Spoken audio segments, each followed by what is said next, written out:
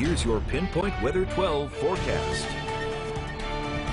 And while we did see some much-needed rain today, we need more. We haven't seen too much in the way of thunderstorm activity, but it's still in the forecast for tonight, at least passing, and here's the reason why.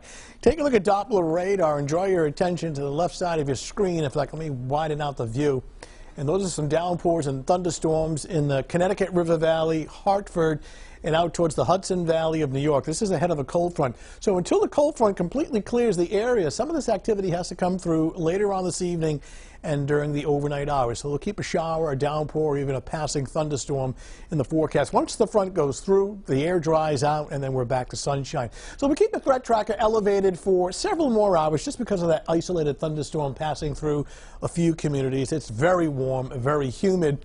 Tomorrow is sunny, and it's the first day of multiple days of hot weather, though the humidity not quite as high tomorrow afternoon, but still muggy. Temperatures approaching the lower 90s. But we'll put the threat tracker back up into at least yellow here, as we're talking more about a heat index close to 100 on Wednesday afternoon. In other words, that's the feel-like temperature. When you combine the actual air temperature Wednesday, which is up to close to 95 degrees, along with higher humidity, you get that feel-like temperature called the heat index running close to 100. And that hot weather really extends through the end of the week into the first part of the weekend.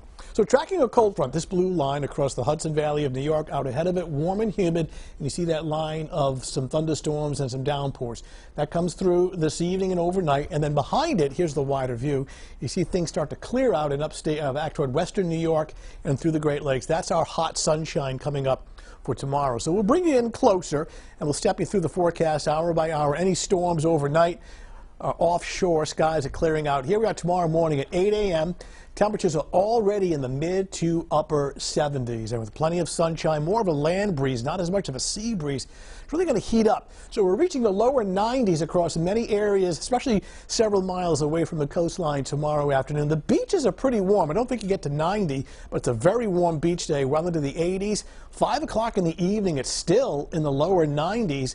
And then later tomorrow night at 11 o'clock, clear, warm, and humid, upper 70s to around 80s. So even the nights are going to require the air conditioner as well. So for tomorrow morning, sunshine, breezy, temperatures jumping up rapidly. By 11 a.m., it is up to 86 degrees. And then during the afternoon hours, you get temperatures that are approaching the lower 90s with a good deal of sunshine, breezy, hot, and dry. About 3 o'clock in the afternoon, 91 degrees. Bay forecast with unlimited visibility. Any patchy fog before sunrise should be lifting. West breeze 10 to 15, gust to 25 knots. Water temperature in the middle 70s. Don't see the risk of any thunder on the bay tomorrow. Beaches are very warm.